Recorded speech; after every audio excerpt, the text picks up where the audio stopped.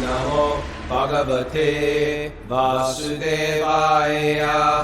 Om Namo Bhagavate Vasudevaya. Om Namo Bhagavate Vasudevaya.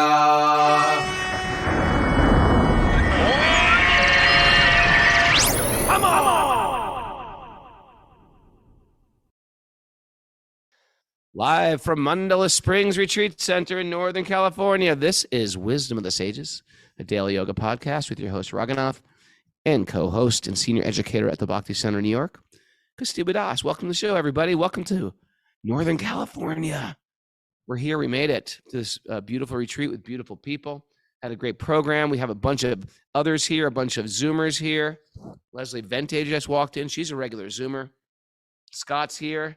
Those two are the Californians that wake up at 3 a.m. to join us live every morning. Yeah. It's amazing to see them. It's easy today for them. Yeah. I guess every Saturday is. Yeah, it's easier rolling out of bed. Everyone, it's sort of got we're at a Boy Scout camp type of feel, doesn't it? Yeah. Got that. Or like living in an ashram in India and staggering through the dark in the morning to find that's what I did this morning. It seems like Kastubha has taken the mic as his own. Has anyone picked up on that when he just sort of like went whoop? It would pick up on that little. It's between us now. I had some deep realizations the other day, Kastubha, if you don't mind. Tell me about them, Raghunath. This is Bridesmaids again. We're gonna do. And Badahari led a great kirtan last night. That was beautiful. Haribol. Oh, it was nice.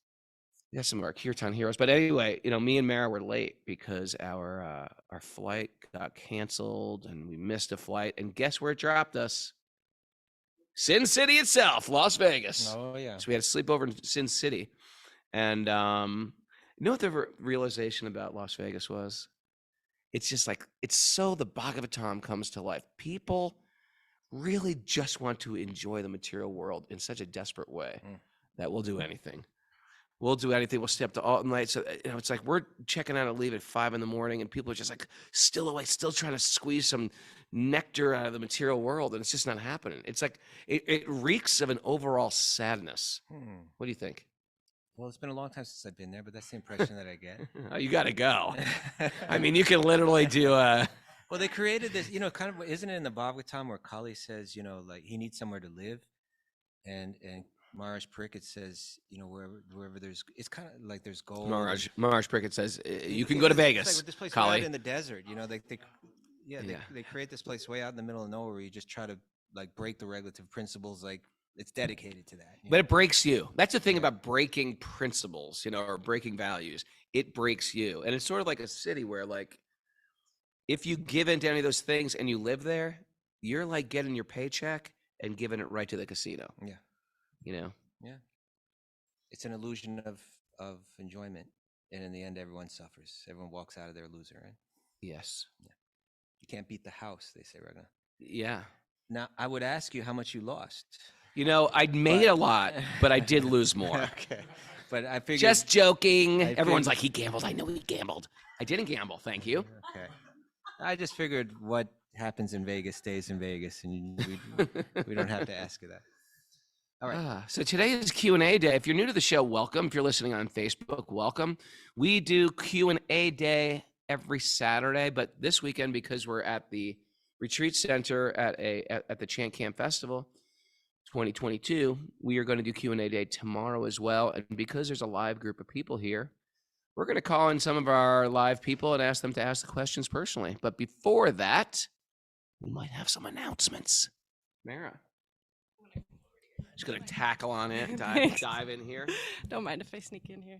We have a Bhakti Recovery Group meeting at 9:30 a.m. today, and we're doing giveaway for Johnny Harrison's upcoming concerts starting October 21st in New York City. So if you're looking for a pair of tickets, email. In either New York, Atlanta, Chicago, Dallas, or LA. Right. Then you can email officialjohnavi@gmail.com and put the city that you're looking to win. And she'll announce that on the show on September 30th. We'll draw them out of a hat. It'll be very exciting. Raghunath's looking forward to it. Oh, yeah. Yes. Thank you, Mara. Thank you, Mary. So if you're going to that recovery meeting, if you, it's for all the people who are in Vegas with me, we're going to have to go to that recovery meeting, right? Vegas. Ready? Yes.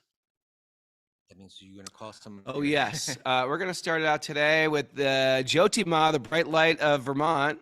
Come on down. Woo. Kelly Skinner's here with us today. She's teaching yoga, doing her thing. Hi. Thanks. Hello, bright light. How are you? I'm wonderful. Haribol. Great to be. Because you light up my life. You give That me feels like a hope. personal highlight. I just got a Raghu Broken song over my name. So my question has to do with a lot of what we've been talking about here in my time here in California, and really learning to practice bhakti, teach bhakti in a way that's non-sectarian and inclusive rather than exclusive. And in some of my experiences, even within the bhakti community, there's different groups, let's say. And so, Maharaj was talking about Vaishnava aparad being the greatest offense, so offending another Vaishnav, and how to, if I've come across a group that is more exclusive or that I feel is potentially making offenses, how do I not then make an offense towards them, like feel critical of what they're doing, or think that I'm then practicing bhakti in a cleaner way or a higher way because I'm not making offenses, but therefore that is an offense. Does that make sense? That offended me, by the way. That offended. If you were talking about me, weren't you? I think that's a great question. Can I take a stab at this, Why don't you Christina? summarize the question. Me or Yeah. her? Well, these are Okay. great. Oh, I don't know. The idea is like there's so many different, devotee sanghas. Sanghas are like groups or lineages. And how do you do it where you're not? What do you do when you deal with someone who's like, how can we be more inclusive instead of exclusive? How do you distinguish?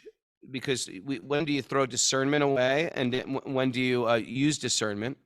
And how do I like protect myself from being a little arrogant myself about my particular lineage? Yeah. Was that okay? Well done, Prabhu.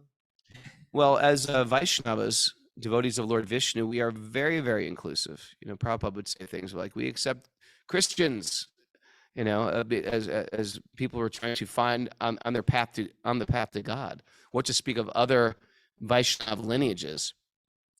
So, I in my own personal life, it really means nothing to me what lineage a person's from. My sort of red flags go off when people start speaking bad about other devotees.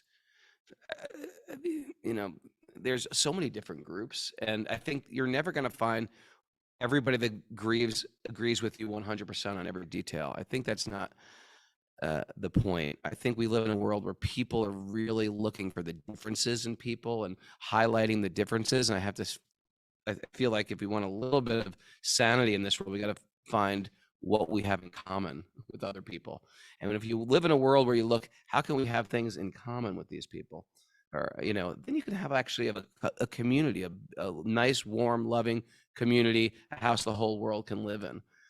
But if we're doing it in such a sectarian way, then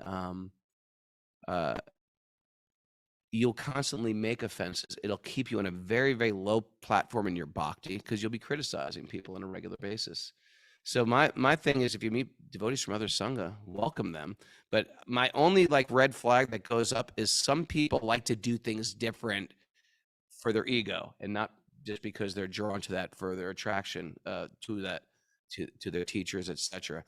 And that's sort of just like what we bring into anything, truthfully. It's got not necessarily our lineage, but anything we do, if we lead with our ego, it causes trouble in Vaishnava relationships, devotee relationships. And it's the number one killer for our spiritual progress, which is come off a little arrogant to nice devotees and talk down to them and offend devotees or offend their teachers. It's just, there's no win there. So for me, my rule of thumb is associate with people who are not critical, because I don't want to hear it, and that is sometimes their thing. They just like to be critical. I don't like it in my sangha or in my lineage or in other lineages. I just like to find out people who are not finding fault on a regular basis, because it's like junk food for my ears. It's worse than junk food. It's like rat poison for your ears. What do you think of that, Kastuba? Rat poison for the ears? Poison for the ears. Yes. You know, when you brought up this question, it immediately reminded when we were this January when we were all in Kali and you were there. And we won't tell the story about you and the crocodile story. We've already told it live on the air twice, I think. But I remember that we had a nugget then. I think we used it as a nugget, and it was this comedian. I forget the comedian's name, and it was so funny though, right? He tells this story about like two Christians meeting each other, and I even think they were on a bridge or something like that. And one said, "Oh, you're a Christian? Yeah, I'm a Christian too. Are you Catholic or Protestant? I'm Protestant. Me too. Are you, this kind of Protestant or that kind of Protestant? Me too." And it kept like getting like closer, narrowing it like deeper. Like, are you from the Reformation 1841 kind of Protestant or me too? And it went down like 7 layers of like commonality. And then it got to like the last question was, it was like so specific, are you this or that? No, I'm that. And then the person looks at him and says, "You heretic," and like throws him off the ridge. So it's like, it's a weird phenomenon that actually is the people that we have the most in common with, sometimes we have the most conflict with. And maybe that's something, how you analyze that, it could be for different reasons. It could be, sometimes it's the people that you're closest with that can hurt you the most. It's kind of like you're counting on them for the most or something like that. But it also may be that we're rubbing shoulders the most too. But in either case, I liked where you were going, Raghunath. Is actually the whole thing is that a Vaishnava, a Bhakti yogi, is universal. Like, in other words, they see everything and everyone in connection with Krishna. So if you're seeing that way, then it's your relations should be harmonious, right? Like relations should be harmonious. Now, if one person's there in their thought and in their heart, and another person's not there, then there may be disharmony. But if two people are claiming to be Vaishnavas, or at least let's say claiming to be practicing to be Vaishnavas, then there should be harmony, right? There should be harmony. But I think I think there's just a few. It takes maturity. That's my point. It takes maturity. When there's immaturity, we tend to think sectarian. We tend to it's not even necessarily like an evil kind of thing. It's just an immaturity that because our heart is given to, like, say, to a particular guru or to a particular sangha, or our heart is invested there. And then when we meet someone else, we think they would be better off over here, or they need to come over here. And that kind of thing creates tension, So one has to go into it with the maturity that you're fine. I don't need to change you or to change your circumstances. One has to have that kind of openness and that maturity, to just kind of let people be where they are and be happy with that. And if we can come together in that way, then there's no tension, there's no conflict. And I also really liked what Raghunath was saying about like what we have in common. 'Cause I recently heard a speaker speaking on this topic. And they were saying like we should all be together. There should be no conflicts. But first, we all have to agree on this. But I'm the guru. And I said, actually, and I don't mean to disrespect that person at all. But my point, I thought that it just missed the point. The point is, we may have even differences in how we understand the teachings of our acharyas. We're going to agree on 99%, but we may disagree on 1%. Why go? I don't believe we have to go to that 1% and work it out. I think, okay, you may believe that way, and I may believe this way. We're both Vaishnavas.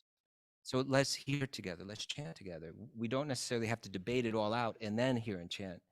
And it's that kind of tolerance historically that has allowed for sanghas to coexist smoothly. Like, for instance, in South India, in the Sri Sampradaya, this is a different branch, not exactly our a Gaudiya Vaishnava branch, but another branch of Bhakti Yoga. Historically, for centuries, there's been like two parties, right? You know what they are, Raghunath? Democrats. I I don't know. No, but the two animals. There's Oh, the cat, the monkey, and the monkeys and the monkeys and the cats, cats, right? It's like there's one. Almost everything that they believe is the same, but there's a certain emphasis. They emphasize something a little differently. One group believes that our relationship with God, or our path, is more like that of the monkey, and the other believes it's more like that of the cat. And the difference is, like, the idea is that is this path more path of our own endeavor, or is it more path of God's grace? Because the baby monkey, has to hang on by its own endeavor underneath. Westerners don't see this so much, but if you go to India, you see, like, a mother monkey is running on all fours, and the little baby is hanging on with its own strength. monkeys in Vermont. No Okay. monkeys. And a lot of squirrels around here. And whereas the kitten, it's all by the grace of the mother. The mother picks it up. So anyway, that's a philosophical disagreement, but it doesn't have to become a problem. Okay, you believe that way, and we believe this way, but we're all Sri Vaishnavas. That's how they see. And so I believe that it's not about pounding out what our differences are. It's about allowing those differences to be and accepting the person, even though there may be some difference. So I think those things, maturity, allowing people to be where they are, not feeling like they're incomplete, or even a well-intentioned position can create tension. Just let people be. Just let people be. And if the more that we're operating, it really takes leadership. The more that leadership is demonstrating this, the more that the senior Vaishnavas are demonstrating this, then the more that people naturally catch on to that, and things become more smooth. Like that. Can I just ask this? So what I heard was maturity, finding the commonality, and tolerance. Is that sort of the way to not tolerance of the differences? Okay. Beware of the fault finders. Beware of the fault finders. Yeah. Yeah, you want to stay away from, because there are people who just want to criticize and find fault in whatever they do, and it becomes poisonous to our ears. So keep them at a distance. If they're, you don't have to try to change them. You just got to keep them at a distance, because sometimes they can't shake that habit. And that, for me personally, I just won't allow myself to hear it. I don't want to get into that conversation or that dialogue. Ever meet those people that's like, they're like, as soon as you see them, they're like, here he goes. He's going to go somewhere dark quick. And they want you to engage in that with them. And sometimes it's like the only way they know how to speak. It's their pet project, and their mind is always there. Yeah. So yeah, so find those people and just don't go there. Right. But respectfully, even that, right? It's like, hey, and Yeah, I'm out of here. Haribol. Kelly Skinner, The Bright Light, Vermont, Haribol. That was good. Kelly's good. Should we keep it in Vermont focused? We may as well. Okay. I think Cheshire had a good problem. She's not from Vermont. Oh, you said Vermont folk. Yeah. Okay. Let's bring up Srinivas Prabhu from the Waitsfield Inn. Haribol. The Waitsfield Inn. You want a bed and breakfast in charming Vermont? You go to the Waitsfield Inn, where you get prashad, food cooked with love. It's a vegetarian bed and breakfast in beautiful Waitsfield, Vermont. And Srinivas is there. He's a senior devotee, much more learned and wiser than myself. He should be really answering my questions, but today he's got a question. He's a regular listener. He's got a whole Krishna conscious staff working at his inn. Sometimes you want to just get away with your loved one and go to an inn in Vermont, and he's the guy. He's created a Krishna conscious inn. Welcome to the show, Srinivas Haribol. Jai, thank you, Prabhu. Let's, just tell us My history. I don't know, whatever. Just tell us something about yourself so we get to know you, because you're a regular Zoomer and listener. First of all, my nickname in Vermont is the dim light of Vermont. The bright light, you got the dim light. Um, the only thing I can say to you, two wonderful devotees, is how much I appreciate what you guys do.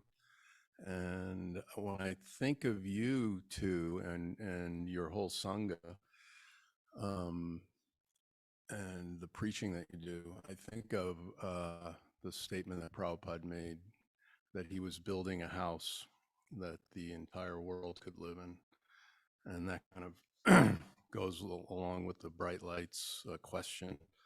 It's, that sectarian mood and looking for the differences that exist amongst devotees, particularly, kind of eliminates the idea of creating a house that we can all live in and worship and make advancement and ultimately find Krishna.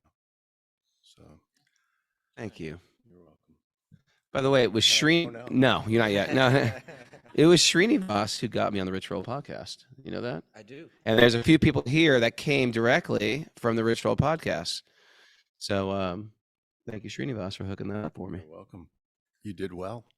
It was a highly downloaded podcast, evidently. So what's your question today? How can we serve you? My question is how do we develop sincerity as devotees? That's it. I summarized it for you. That's a good question. You started. Okay, I'll start that by I feel like if we're moving forward on a spiritual path,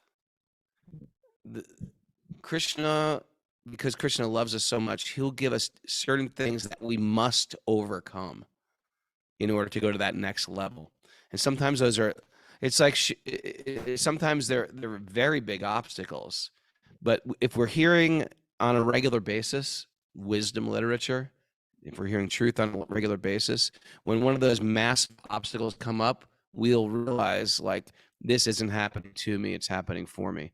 And we'll be like, oh no, I'm angry, I'm frustrated, I'm PO'd, but I have to face this problem within myself. It's here again. I'm facing off one-on-one with this. I must go forward. So I feel like if you're sincere, part of our regular practice is hearing truth on a regular basis, hearing the Bhagavatam on a regular basis. So when these hurdles do come up, we face them and we go through them. We don't hide. We don't medicate them. We don't turn away. We don't blame. We take them very seriously and we go forward. And that it forces our sincerity. It's like we're forced to play the sincere card that we have to. So I think hearing on a regular basis forces us to confront these problems and therefore plow through. That's the first thing that came to mind. Plow through. Plowing through. You do a lot of plowing in Vermont. Yes, plower power. It's in one sense the how-to questions. The answer is always the same. Like, how do I become more humble, or how you practice, or just But I was thinking about your question, and in one sense, the entire practice of Bhakti Yoga is to come to the point of complete sincerity, right? In other words, it's purifying our intention. It's all about our intention. What do we want to do? And then when it gets more narrowed, how do I want to serve Krishna? How do I want to serve with love? How do I want to serve with absolute, complete, pure love? It's kind of like the whole process is like almost like a distilling of the consciousness, the removal of anything that's separate from pure love, and that's complete sincerity. When we're serving without 100% pure love, we're serving with some level of insincerity, right? Like, okay, I'm into this practice, I'm into this lineage, but I still am trying to derive something separate from it. I still want, when you really boil it down, there's something in me that still wants to be the enjoyer separate from Krishna. And even within the realm of my bhakti practice, that's still operating and that's still alive, and I'm still trying to taste that in some way. And so that's insincerity. It may look like pure bhakti, but it's not quite. The from what I've heard, that the word sincere, its origin is comes from a Latin word, and what the word literally means is without wax. And the idea was that stone cutters, like marble cutters, like if you get like white marble, the pure white marble is without any veins going through it, like darker veins of stone going through it. The pure white is like the most expensive, because you could, like, say you want to sculpt or something like that, Or if there's cracks, to put the wax in the cracks. Yeah, or they would what the stone dealers would do is they would carve out that vein and fill it with wax, so that it looks pure white, but actually it's not. So that's insincere, right? And so our bhakti practice, is it, we're doing the puja. As we're doing the puja, are we thinking like, I'm the cool guy because I'm doing the puja, and I always do that. look at me and look at my devotion, So actually, the whole point of the puja is trying to place Krishna in the center, but still within our own mind or heart, we want to be that center. That's in sincerity. So the entire process is trying to become completely sincere. When that motive to serve is entirely pure, there's nothing but love motivating that. So I suppose in one sense the answer to the question is you keep practicing, but if you practice without sincerity, then it's not as powerful, So, but there's this unique principle that acharyas explain. It's actually kind of fascinating that Krishna himself is a purifier. Like, in other words, just his being purifies. So even the examples are given that even those people that hated Krishna right to the core of their heart, practically, right? Like Kamsa, right? Like, because they were thinking about him all the time, they were becoming purified. And so we need to keep ourselves in the association of Krishna and in the association of Krishna's devotees, and particularly those that have great sincerity, that Krishna is manifesting through. Right, the more that Krishna is manifesting through a particular person, a particular place, a particular sound, then we are being purified, even though we may be so insincere. And so, especially the Vaishnava, right? Like that person that is not only Krishna's manifesting through them, but that has the ability to respond to us, respond to our insincerity, even, and help us recognize it in ourselves. And when we can recognize it in ourselves, and we're seeing other examples, maybe we get this blessing that we become a little sick of our own insincerity. I was feeling that yesterday, truthfully, in the both in the program we had last night. Sick? I'm feeling like sick of myself, like in the kirtan, in the association, we did the question and answers with Badayan Maharaj, and it's just like, there's something about associating with nice devotees or people who are really sincere about their spiritual practice, that it makes you sort of see yourself in a mirror. Not so you hate yourself, but you feel like, you know what? Time to raise my bar. It's a purifying effect of being around people who are focused on the holy name, focused on their spiritual life. The good takeaway from that is time to raise the bar. And I think that's the purifying effect that you're speaking about. You can't help but get purified and ultimately getting more sincere. So keep the tight association of people that inspire you, and then all of that will wear out on you. And in the process, you don't realize that you're actually inspiring other people to become sincere as well. You inspire me, Prabhu. Totally. Yes. Totally. It's about one of the most sincere devotees I know. He's very sincere. Non-pretentious. Sweet man. Now you guys are out. Thank you. Haribo, the Sangha of Vermont. And speaking of sincerity, Jai Shri Chog, Haribo, come on up here. Now, Jai Shri, she organized this entire festival here. Welcome, my dear. I'm going to give you a hug. I'll hug you back. She's a secret other out here. Sometimes she joins us on Zoom, so we call her a Zother.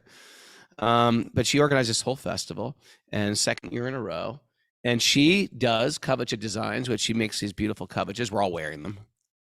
See, yeah, they give us spiritual potency. Truthfully, nothing. Truthfully, nothing. At the airport, they were like, "What's in that? A bullet?" And I was like, "No, a bullet." Yeah, they like thought it was a bullet. I was like, "There's gonna be sacred dust in there," but I just got it.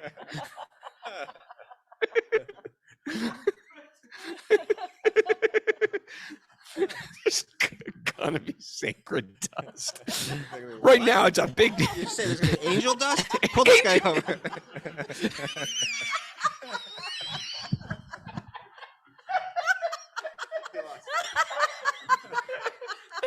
Angel dust. Oh,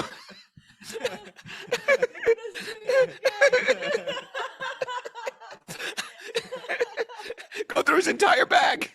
Take off your pants. Take off your... I'm waiting for that guy to take off my pants one of those days. Okay. All right. We know that you've been waiting for a guy to take off your pants for a long time. You ever notice they have a guy frisk the guy and the girl frisks the girl? You ever notice that at the airport? I have taken note of that, yes. Okay. I forgot my question. Let's turn Anyway, the mic over here. Jayashree, Harry Bo, how are you? Glad you're here. You know what I like about Jayashree and crew is like we're developing nice relationships with all these devotees right here, and they're sort of like we're connecting these sanghas, and it's important. It's important. So, and she's been into a long time. She serves here like crazy. I mean, she just sets aside everything, and there's when you put on a big event like this, there's no end to the details that you got to take care of. It's like there's always something. It never stops. People need this. People need that. Oh yeah, I was complaining last night. I want a blanket. I want a softer pillow. I want a. I was. Okay, here's your pillow. Here's your money. Forgot my toothbrush. I just gave her a whole list of complaints and desires. Anyway, Jayashree, welcome. Good morning.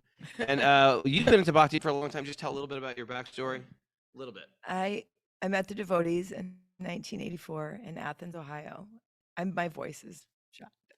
I met the devotees that were from New Vrindavan that had a preaching center in Athens, Ohio, and some of the first devotees I met were actually Radhanath Swami and Karnamrita.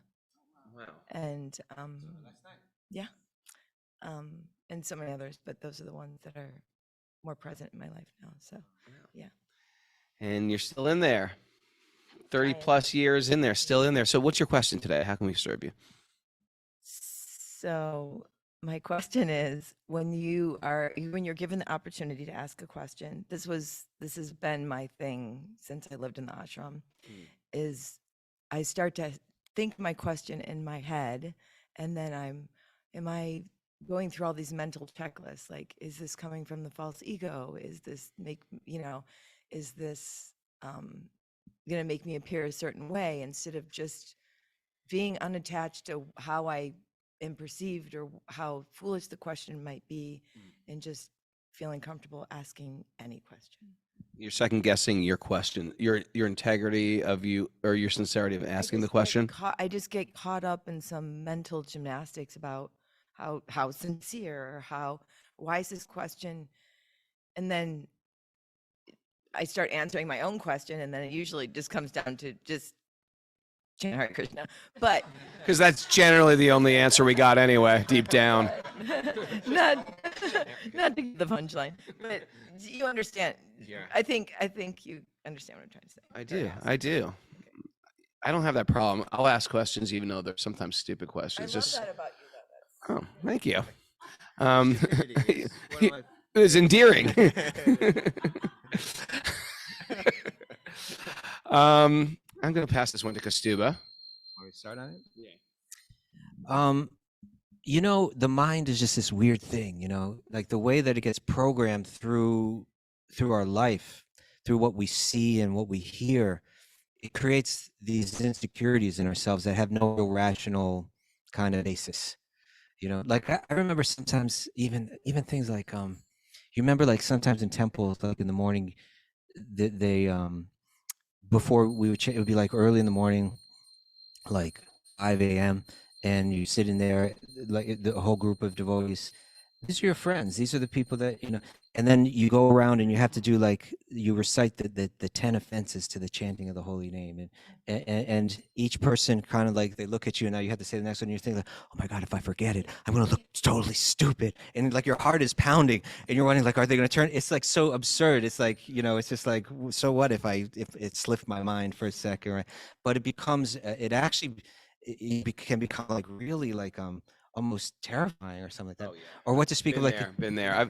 I've had a Radha Swami. I just walked into Mangalarti in Chowpatty, and you know, I'm just sort of like, I just flew in from somewhere, and they gave me the cartels, like lead the Mughal Artik. I was like, oh God, please remember the words. It's been a while since I led Mughal Artik, and sure enough, Sri Vigrahardhan, I totally forgot it. I was just like, just this cartels kept going, and then there was nothing coming out of my mouth. I was just like, and then everyone's like whispering, and I couldn't hear the whisper, and they were like, "She figure hard out." Joe doesn't know the words. Can you say gringo? Don't call me Americano.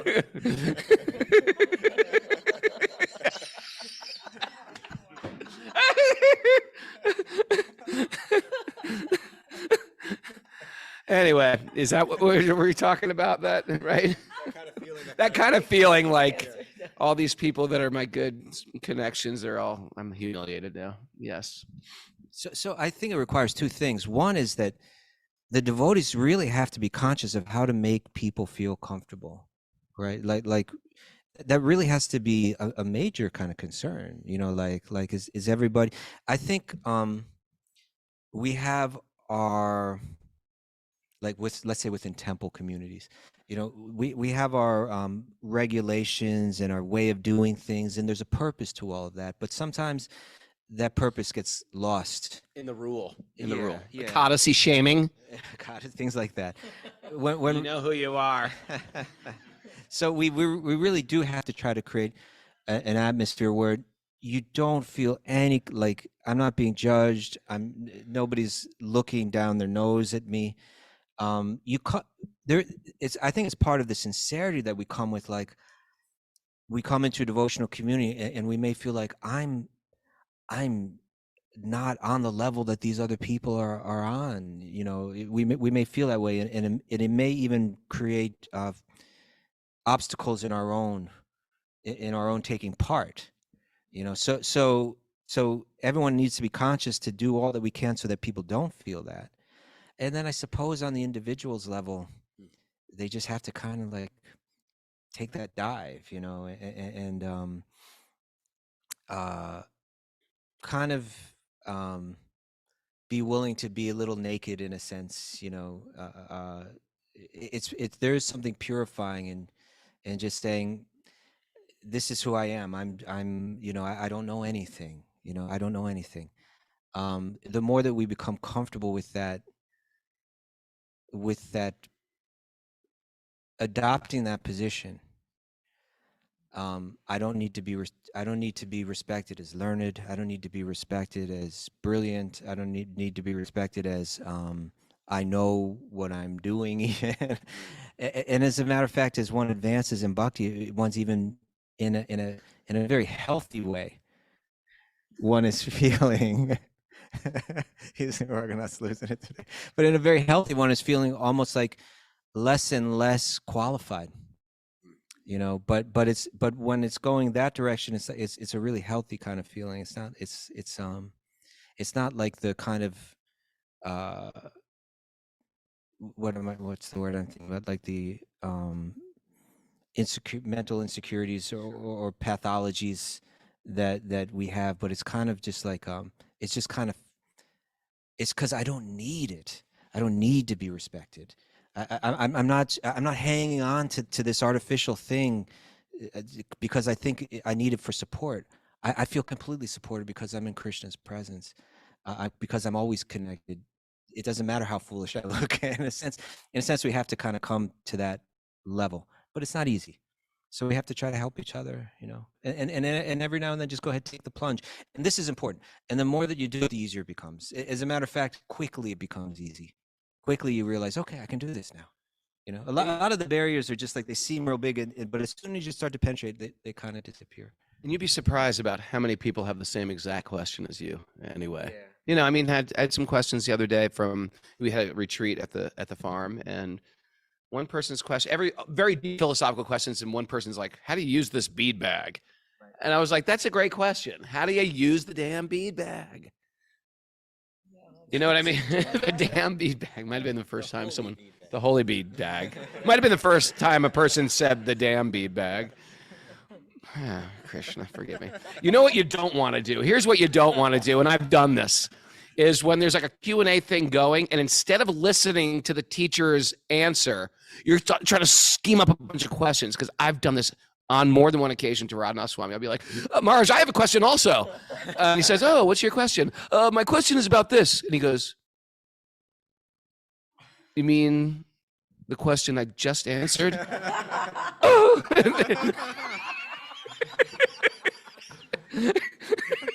I was like, yes, that question.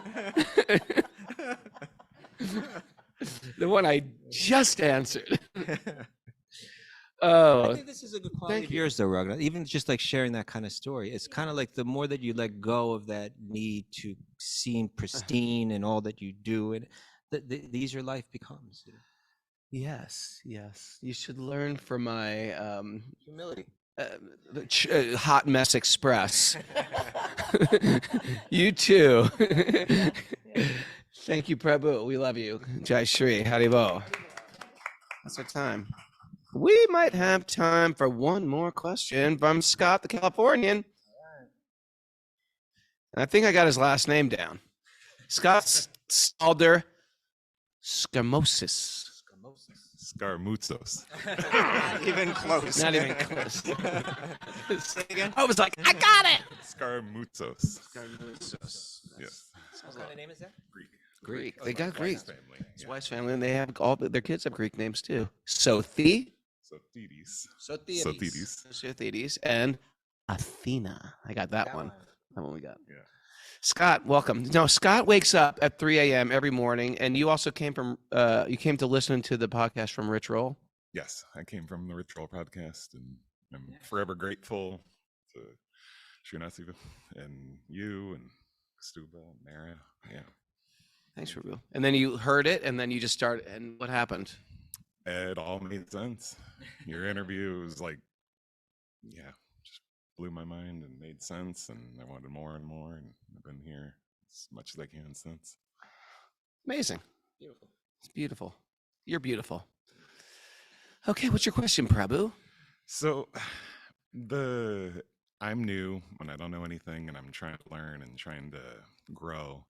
And I feel like the basic would be to do things without motive, do things, chant, attend everything you can, get association, do a Kadashi or whatever it might be. But so often I feel like you hear like, well, do this on this day and you'll get, the express route, or you'll get a better consideration or something. And so I try to like, should I just ignore that and do things unattached and do things for the right reason and believe that I'm where I'm supposed to be in this life and in the next life, because I'll be where Krishna wants me to be, and trust, or how do I understand that? I think if I understand your question correctly, you're saying that in our lineage, it's very clearly taught, in Srimad Bhagavatam is clearly taught that we should serve Krishna, serve God, without any personal motive, right? But it also seems like there's a certain motive to achieve something on this path. So how to harmonize those two ideas? Would you like to start? You start. I think when there's two schools in Vedanta, and they look at things differently. So the monistic Vedantins, sometimes they use these phrases, and they mean them more fully literally. Whereas when we say them, we mean them in a bit of a different way. So when we say unmotivated, they might have had an idea like the mind has to be completely free of all desires. And we say, no. The mind and the heart are never entirely free of desire. That's an impractical and fruitless endeavor to try to free so when we say without desire, free from desire, akama, we mean free from material desire, that it's only towards Krishna. And so when we say that something should be unmotivated, it means that our motive is to do it to please Krishna. And our motive is to become better at pleasing Krishna. And so that's a motive that's driving towards the center. And so that motive we accept. That's the one motive we accept. In other words, that is, I want I not only do I want to serve Krishna, I want to serve Krishna better. I want to become a better devotee. It really, yoga, when we speak about yoga, I think a lot of the talk about yoga gets clouded by sometimes by monistic thought and sometimes by new agey kind of thought, and we think of it as like it's all about the journey. It's not. No, in yoga there's always a sadhana, there's a practice, and then there's a sadhya. There's a target, there's a goal that one's meant to achieve, and yoga really it's about like intense focus actually. So that motive is fine, and if it says like during, like, for instance, the month of Kartik is coming up, and we say that in this month that whatever sadhana that one performs, like the benefit of it is magnified. Now the fact is, for a pure bhakti yogi, their focus is there all the time anyway, but for those of us that aren't there yet, that can help us say, okay, you know what? I'm moving around all year with a lack of focus. Let me take this time to be more focused. At least for this amount of time, I can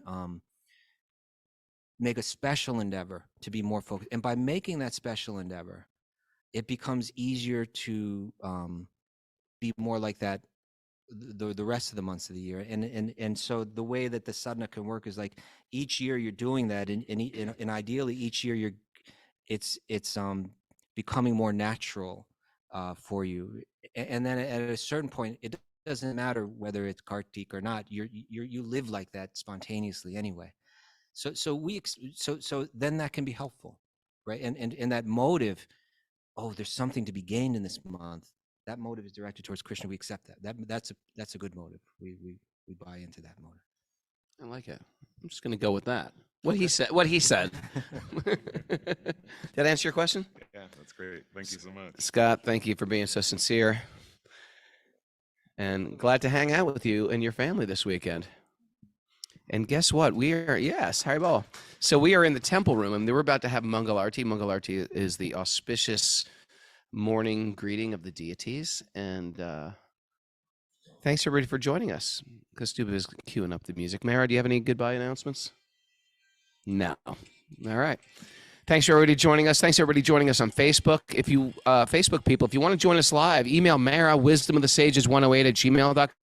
She'll send you the links to join our little group, or listen to all our podcasts everywhere you get podcasts, like Apple Podcasts, Spotify, Stitcher, even YouTube. And if Google Podcasts. Google Podcasts? I didn't know that. That's one of the bigger ones now. Really? Google. Yeah. All right, Google Podcasts. And if you're listening to YouTube, make sure you click the like icon and the subscribe icon and leave comments. Go to Apple Podcasts and write a comment yourself. Give us a 5-star review. It means a lot. Thanks for joining us. Thanks to Mandala Springs and Chant Camp. We're going to be back here tomorrow, same time, for more Q&A. Haribol, everybody. All right. You're on, everybody.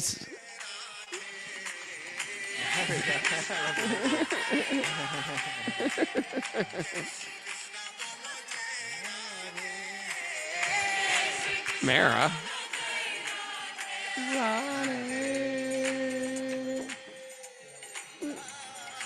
Thanks, everybody. We have to go. It's Muggle Arctic. Hey, Lieberman G. Hey, Lieberman, Nittai. I'm going to California. Going to Florida over Thanksgiving again. I hope I see you. You too, Gopi.